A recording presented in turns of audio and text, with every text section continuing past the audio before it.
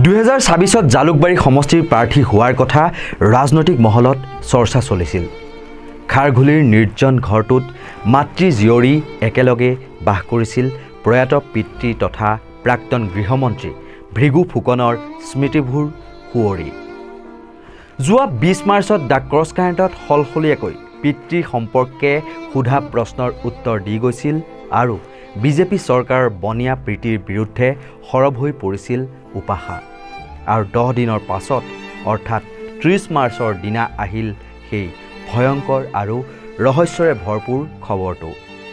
কিন্তু কিছু খবৰৰ মতে ভৃগু ফুকনৰ কন্যা উপাসা ফুকনে বাছি ল'লে চৰমপন্থা আৰু ঘৰৰ দ্বিতীয় মহলাৰ পৰা পিছলি পৰি ৰহস্যজনক মৃত্যুক সাৱটি লোৱা বুলি একাংশ সংবাদ মাধ্যমত খবৰ ওলাল। ঘটনাটো প্ৰকৃততে কি সেয়া নিৰপেক্ষ তদন্তৰ পাছতহে পোহৰলৈ আহিব।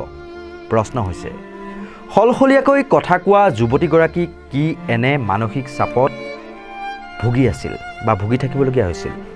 চৰমপন্থা বাছি লোৱাৰ বাবে কোনোবাই কৰিছিল নেকি প্ৰৰোচনা? মই এই বুলিও নকওঁ যে মানুহৰ অন্যান্য নিজাববীয়া মানসিক চাপ বা যন্ত্ৰণা থাকিব নোৱাৰে, এইবুলি নকওঁ। মাতৃ ইন্দ্ৰিয়া ফুকনক আৰু অধিক অকলশৰীয়া কৰি কিয় এনে চৰমপন্থা ল'লে একমাত্ৰ জীয়ৰী উপাসা ফুকনে?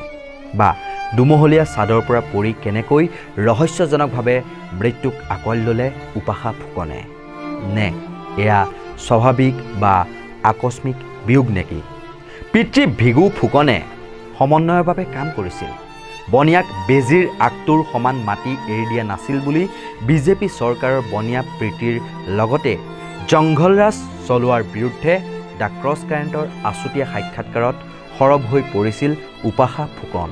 এইটোৱে মনত পৰিছে যে তেখেতে সদায় সমন্বয় এনাজৰীৰে অসমখন ৰাখিছিলে।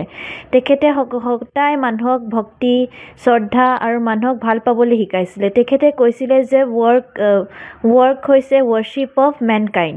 সেইকাৰণে মেনকাইণ্ডক কেনেকৈ ৱৰ্শ্বিপ কৰিব পাৰি, কেনেকৈ মানুহৰ সমাজক সেৱা কৰিব পাৰি, সেইটোৱে তেখেতৰ মূল লক্ষ্য আছিলে। আৰু তেখেতে সদায় এব্ৰাহাম লিংকনৰ কথা কৈছিলে, আমি সদায় ছাকচেছ হ'বলৈ হ'লে আমি ট্ৰাই কৰিব লাগিব, আমি ট্ৰাই নকৰিলে কেতিয়াও ছাকচেছ হ'ব নোৱাৰোঁ। আৰু কাৰ্ল গুষ্টাভ জুঙৰ কথা কৈছে, তেখেত এখন চাইকলজিষ্ট হয়, কৈছে যে misunderstanding development of the mind leads to psychic mass destruction.